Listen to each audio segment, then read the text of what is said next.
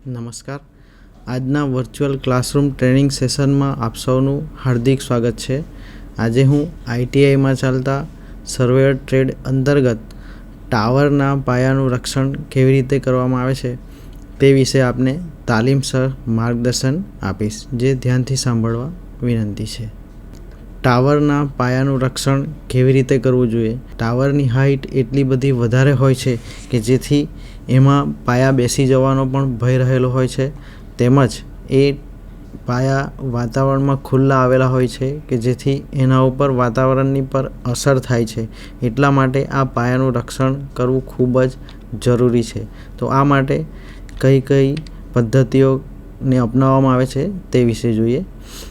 કેટલીક વાર ત્રિકોણાકાર સ્ટેશનો પર ટાવર બનાવવાની જરૂર પડે છે. ટાવર બનાવવા માટે સાવચેતી રાખવી જોઈએ કે જેથી જરૂરી ઊંચાઈ પર સ્ટેશનની ઉપર સાધનને સપોર્ટ કરી શકાય. ટાવર સામાન્ય રીતે બે સ્વતંત્ર માળખામાં બાંધવામાં આવે છે. એક આંતરિક માળખું કે જે ઇન્સ્ટ્રુમેન્ટને સ્ટેશનને ટેકો આપે છે, જ્યારે એક બાહ્ય માળખું કે જે નિરીક્ષણ પક્ષને ટેકો આપવા માટે હોય છે. નાની ઊંચાઈઓ માટે ચણતર ટાવર બનાવવામાં આવે છે. તેઓ વધુ સ્થિર છે, પરંતુ મોટી ઊંચાઈઓ માટે આર્થિક રીતે ખર્ચાળ છે. ટિમ્બરના સ્ટ્રક્ચર્સ 50 મીટર સુધીના ટાવર માટે બનાવવામાં આવે છે. આ ઉપરાંત સ્ટીલના ટાવરોને પ્રાધાન્ય આપવામાં આવે છે. આકૃતિમાં એક લાક્ષણિક સ્ટીલ ટાવર બતાવેલ છે, જે બિલ્બી ટાવર તરીકે પણ ઓળખાય છે. તે હળવા સ્ટીલના વિભાગો અને સળિયા ધરાવે છે, જે સરળતાથી એસેમ્બલ કરી શકાય અથવા તોડી પણ શકાય છે. 3 ટન વજનનો 30 થી 40 મીટર ઊંચો ટાવર 5 માણસો દ્વારા 5 કલાકમાં સરળતાથી બનાવી શકાય છે. અહીં આકૃતિમાં એક બિલ્બી ટાવર દર્શાવવામાં આવ્યો છે, જેમાં નીચેની તરફથી એ ટાવરનો પ્લાન દર્શાવવામાં આવેલો છે અને એમાં ઇનર ટાવર પછી ઓબ્ઝર્વર ટાવર પણ દર્શાવવામાં આવ્યા છે. એવી જ રીતે આ આખું ટાવરનું એલિવેશન છે, જે અહીં આકૃતિમાં સ્પષ્ટપણે દેખાય છે. આ એલિવેશનમાં outer tower for observer with બ્રાન્ચિંગથી દર્શાવેલ છે. આ અલગ અલગ એની બ્રાન્ચીસ આવેલી છે. આ ટાવરમાં આવી રીતે અલગ અલગ સળિયાઓ ફિટ કરીને એની બ્રાન્ચો બનાવવામાં આવે છે. જ્યારે ઉપરની તરફ inner tower for instrument without bracings, એટલે કે બ્રેઝિંગ સિવાયનો એક અલગ ટાવર અંદરની બાજુ તરફ આવેલો હોય છે, અને ઉપરની બાજુએ એક લેમ્પ મૂકવામાં આવેલો હોય છે, જે સરળતાથી દૂરથી પણ જોઈ શકાય, અથવા તો ઉડતા વિમાનો અથવા તો હેલિકોપ્ટર પણ એને દૂરથી સરળતાથી જોઈ શકાય એટલા માટે એક લેમ્પ મૂકવામાં આવેલો હોય છે. ટ્રાન્સમિશન લાઇન ટાવર અને ફાઉન્ડેશનો માટેની જરૂરિયાતોની માન્યતાને પ્રતિબિંબિત કરે છે. ટાવર વિવિધ રૂપરેખાંકનોમાં વિદ્યુત વાહક અને ઓવરહેડેડ ગ્રાઉન્ડ વાયરને સપોર્ટ અને એન્કર કરે છે. ટાવરનું મુખ્ય કાર્ય જ એ છે કે એની પાસેથી પાસ થતા જે વિદ્યુતના વાહક તાર છે એને સપોર્ટ કરવાનું. ટાવરોએ પવન, બરફ જેવી વિવિધ આબોહવાની પરિસ્થિતિઓનો પણ સામનો કરવો પડે છે. ખૂબ જ ઓછી હિલચાલ સાથે ઉત્થાન, આડી અને કોમ્પ્રેશન લોડનો પ્રતિકાર કરવા માટે પાયા જરૂરી છે. ટેન્જન્ટ સ્ટ્રક્ચર્સ માટે પાયો સારી સામગ્રીમાં સામાન્ય રીતે 6 ફૂટ અને 12 ફૂટ ઊંડાઈ વચ્ચે અલગ અલગ હોય છે. જોકે નબળી સામગ્રીમાં એંગલ અને ડેડ એન્ડ્સ સ્ટ્રક્ચર્સના પાયા નોંધપાત્ર રીતે ઊંડા હોઈ શકે છે. ટીએસસી ભૂસ્તરશાસ્ત્રીય અને ભૂભૌતિક સ્ટાફ આ ડિઝાઇન માટે એકત્રિત કરવા માટે જરૂરી સહાય અને માર્ગદર્શન પૂરું પાડે છે. હવે ટાવર માટેની ભૌગોલિક પરિસ્થિતિઓ કેવી હોવી જોઈએ તે જોઈએ. તો સર્ફિયલ સામગ્રી અને બેડનું સંક્ષિપ્ત વર્ણન કે જે ખોદકામ દરમિયાન તરત જ નીચે આવી શકે છે. એટલે કે જ્યારે પણ આ પ્રકારના પાયા બનાવવાના હોય તો એની આજુબાજુ જે સર્ફિયલ સામગ્રી આવેલી હોય એને ખોદકામ દરમિયાન સાઈડમાં રાખવામાં આવે છે. સ્નો સ્લાઇડ જેવી હાલની અથવા સંભવિત પરિસ્થિતિઓની હાજરી ભૂસ્ખલન, ભારે ખડકનો સર્કણ અથવા સબસિડન્સ વિસ્તારો માટે યોગ્ય છે. તમામ ભૂગર્ભ સંશોધનના ભૂસ્તરશાસ્ત્રીય નિરીક્ષણ સ્થાયી સર્વે નિયંત્રણ પ્રણાલીને અનુરૂપ કરવા માટે જો જરૂરી હોય તો તમામ હાલના સંશોધક છિદ્રોનું સંકલન, સ્થાન અને જમીનની સપાટીની ઊંચાઈ સુધારવી જોઈએ. તમામ શોધખોળ છિદ્રો, સ્થાનો અને એલિવેશન સમાન સર્વે નિયંત્રણ સિસ્ટમ પર આધારિત હોવા જોઈએ. હવે સપાટી ભૂસ્તરશાસ્ત્રનો નકશો અથવા તો નકશાઓની શ્રેણી તેના ઉપર માર્ક અથવા તો ચિહ્નિત થયેલી હોવી જોઈએ અથવા એનોટેડ રંગીન હવાઈ ફોટા દ્વારા પૂરક હોવી જોઈએ. જ્યારે પણ સ્થાનિક અથવા તો જટિલ ભૂસ્તરશાસ્ત્રીય પરિસ્થિતિઓ અસ્તિત્વમાં હોય ત્યારે મોટા પાયે દાખલ થવું આવશ્યક છે જે ટાવર સ્થાનોને અસર કરી શકે છે. માર્ગમાં વ્યાજબી રીતે સમાન અને લાક્ષણિક પાયાની સ્થિતિઓ સુધી પહોંચે તે દર્શાવવું જોઈએ. સપાટી નિરીક્ષણ પર આધારિત પાયાની શોધ અને વિસ્તારના ભૂસ્તરશાસ્ત્રનું સામાન્ય જ્ઞાન, નોન રિક્લેમેશન, ભૂસ્તરીય તપાસ અને અહેવાલનો પણ સંદર્ભ આપવો જોઈએ. પરીક્ષા અથવા પ્રયોગશાળા પરીક્ષણ માટે જરૂરી પાયાની સામગ્રીના નમૂનાઓ હોવા જોઈએ. હવે એમાં જ એન્જિનિયરિંગ ડેટા વિશે જોઈએ. તો કયા કયા એન્જિનિયરિંગ ડેટાની ટાવરના પાયાના રક્ષણ માટે જરૂર પડે છે તે જોઈએ. સૌપ્રથમ તો માટી.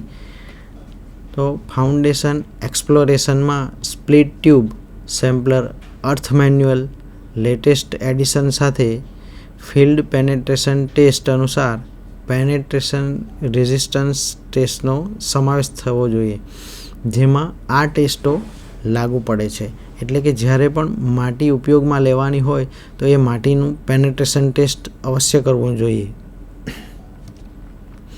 સાપેક્ષ ઘનતા પરીક્ષણો જમીનમાં થવા જોઈએ, જેમાં ફિલ્ડ પેનિટ્રેશન ટેસ્ટ લાગુ પડતા નથી તથા સ્થળની ઘનતા અને પ્લાસ્ટિસિટી પરીક્ષણો એટલે કે પ્રવાહીની મર્યાદા અને પ્લાસ્ટિકની અનુક્રમણિકા શંકાસ્પદ વિસ્તૃત જમીનમાં લાગુ થશે. બધા લોગ પર નોંધ કરો કે છિદ્રમાં કેવિંગ છે કે નહીં.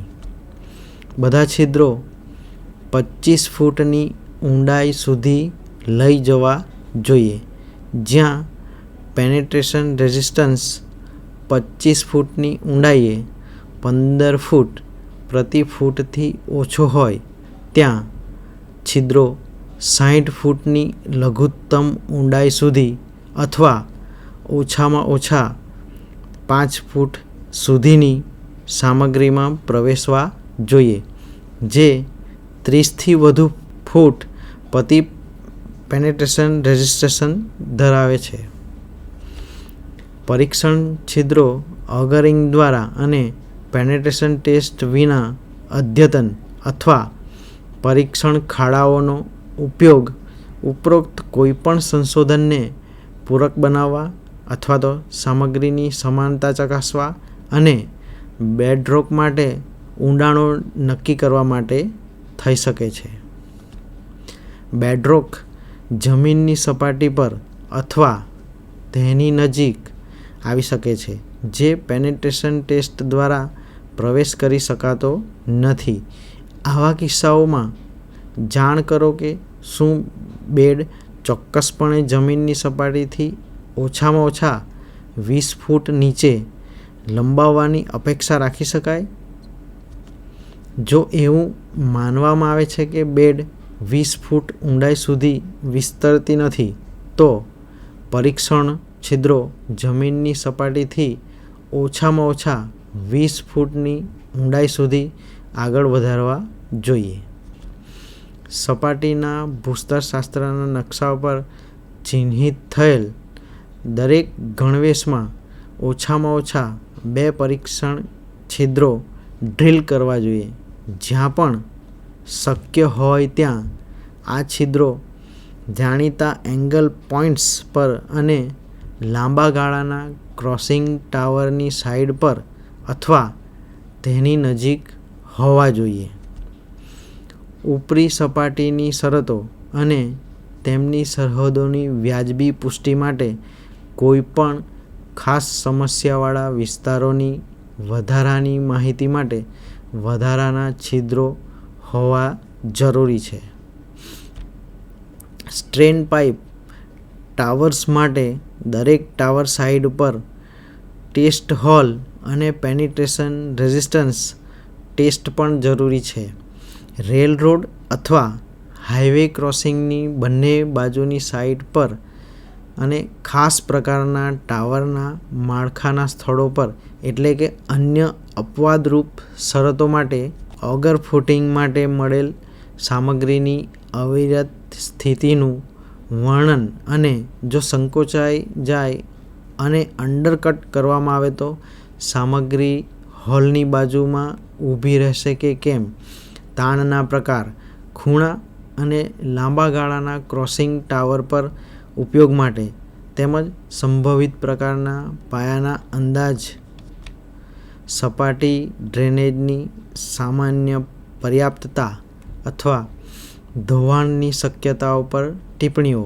આ ટિપ્પણીઓ બાંધકામની પ્રવૃત્તિ, જરૂરિયાત અને ફરીથી એટલે કે રીસીડિંગ શક્યતાને કારણે હાલના સોડ કવરના નુકસાનને ધ્યાનમાં લેવું જોઈએ.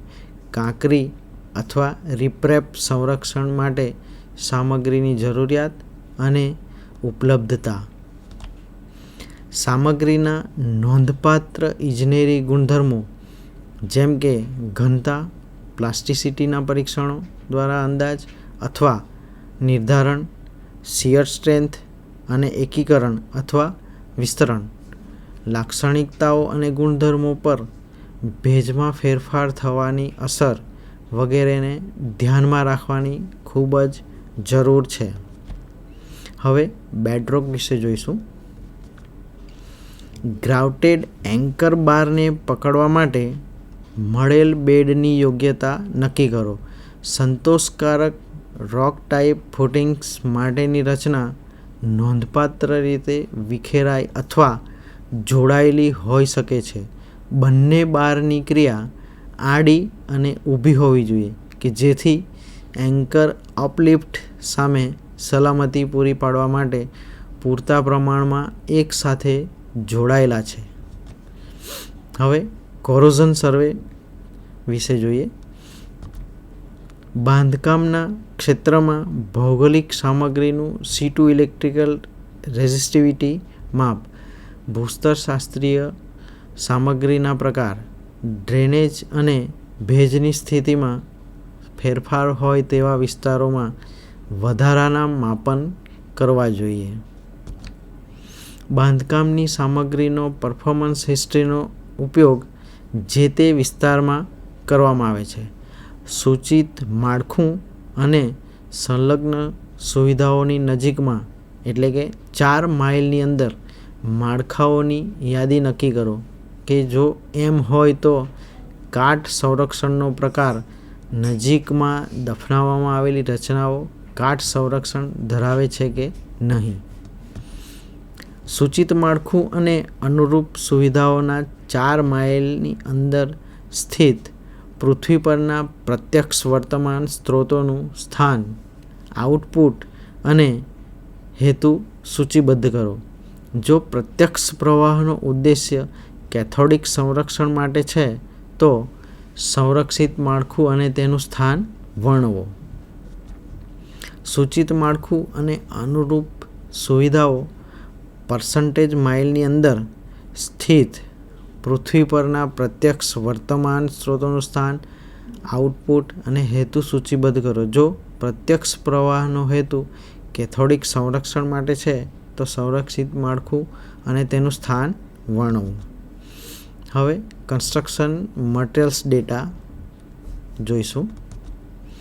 જો ખોદાણ કામ દરમિયાન માટી વધવાની સંભાવના હોય તેવા સંજોગોમાં વધારાની માટીને યોગ્ય જગ્યાએ ભેગી કરવાની વ્યવસ્થા કરવી. સેમ્પલના રિઝલ્ટ અને કોન્ક્રીટ એગ્રીગેટના એનાલિસિસ અને બીજા મટીરિયલની સાથે પહેલાં થઈ ગયેલા ટેસ્ટના રિઝલ્ટ પણ ખૂબ જ જરૂરી છે. હવે એન્વાયરમેન્ટલ કન્સિડરેશન જોઈએ. ડિઝાઇન ડેટામાં ન્યૂનતમ તરીકે નેપા પાલન દસ્તાવેજમાં સૂચિબદ્ધ પર્યાવરણીય પ્રતિબદ્ધતાઓ અને સૂચિત વિકાસથી પ્રભાવિત પર્યાવરણીય સંસાધનોનું સંક્ષિપ્ત વર્ણન હોવું જોઈએ. માળખીય ડિઝાઇન વિકસાવવામાં ડિઝાઇનરો માટે ખુલ્લા વિકલ્પોની શ્રેણીમાં તે વિસ્તારો પર ભાર મૂકવો જોઈએ. ડિઝાઇન ડેટા તૈયાર કરવા માટે નીચેની વસ્તુઓ પણ ધ્યાનમાં લેવી જોઈએ. સૌપ્રથમ તો ડિઝાઇન ડેટા તૈયાર કરવા માટે પર્યાવરણીય સેટિંગ, ડેમ અને જળાશય બેઝિન વિસ્તારમાં સાંસ્કૃતિક અથવા તો ઐતિહાસિક, પુરાતત્વીય, સ્થાપત્ય અને પેલેઓન્ટોલોજીકલ સંસાધનો તેમજ આજુબાજુના માળખાને સંમિશ્રિત કરવા, વિસ્તારોને પુનઃસ્થાપિત કરવા અને બગડેલ પાળાની પુનઃરચના કરવાની જરૂરિયાત. અન્ય એજન્સીઓની ભાગીદારી સાથે જટિલ પર્યાવરણીય સમસ્યાઓનો ઉકેલ, ફિલ્ડ કોન્ફરન્સની જરૂરિયાત. અન્ય એજન્સીઓ દ્વારા ડિઝાઇનની સમસ્યા, માળખાની આસપાસ અપેક્ષિત જાહેર ઉપયોગ, મનોરંજન, શોખ, રમતગમત, શિક્ષણ, આરોગ્ય વગેરે માટે લોકો દ્વારા ઉપયોગ કરવા માટે સુવિધાઓથી અડીને સરકારી જમીન વિકસાવવાની યોગ્યતા અને શક્યતાઓ સૂચવો. કોઈપણ ઇકોલોજીકલ, સૌંદર્યલક્ષી, પક્ષી સ્થળાંતર કોરિડોર અથવા અન્ય પર્યાવરણીય પાસાઓ પર ટિપ્પણી કરો જે આ સ્થાન માટે વિશિષ્ટ છે કે જે વૈચારિક ડિઝાઇનને અસર કરશે.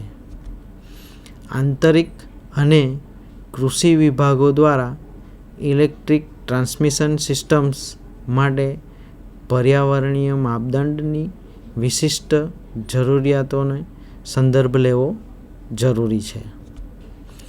ટ્રાન્સમિશન લાઇન અથવા ભૂગર્ભ ટ્રાન્સમિશન સિસ્ટમ માટે ખાસ પર્યાવરણીય વિચારણાઓ, રેપ્ટર પ્રોટેક્શન, જોખમી પ્રજાતિઓના રહેઠાણ, ઉચ્ચ મનોહર અથવા ઐતિહાસિક મૂલ્ય, જાહેર ઉપયોગ, પક્ષી સ્થળાંતર કોરિડોર અથવા નાજુક ઇકોલોજીકલ વિસ્તારો પર ભાર મૂકવો જોઈએ. હવે સાઇટની સિક્યુરિટી કેવી રીતે કરવામાં આવે છે તે જોઈએ. ઘણા રિક્લેમેશન પ્રોજેક્ટને સુરક્ષા જોખમ આકારણીની જરૂર પડી શકે છે. સાઇટ વિશિષ્ટ સુરક્ષા જોખમ આકારણીની જરૂરિયાત શક્યતા ડિઝાઇન માટે ધ્યાનમાં લેવી જોઈએ, જ્યાં આકારણી ક્ષેત્ર, ખર્ચ કે અંદાજ અને સ્પષ્ટીકરણ ડિઝાઇન માટે અસર કરી શકે છે. સાઇટ સિક્યુરિટી સાર્વજનિક અને કામદાર સુરક્ષાના વિભાગમાં સમાયેલ છે. ડિઝાઇન ડેટાની જરૂરિયાતો નક્કી કરવા માટે સહાયની આવશ્યકતા હોય તો સુરક્ષા, સલામતી અને કાયદા અમલીકરણ કચેરીનો સંપર્ક કરો, જ્યાં ડિઝાઇન ડેટા અને ડિઝાઇનમાં સાઇટ વિશિષ્ટ સુરક્ષા આકારણીનો સમાવેશ થાય છે. આ સાથે ટાવરના પાયાનું રક્ષણ આ લેસન અહીં પૂર્ણ થાય છે.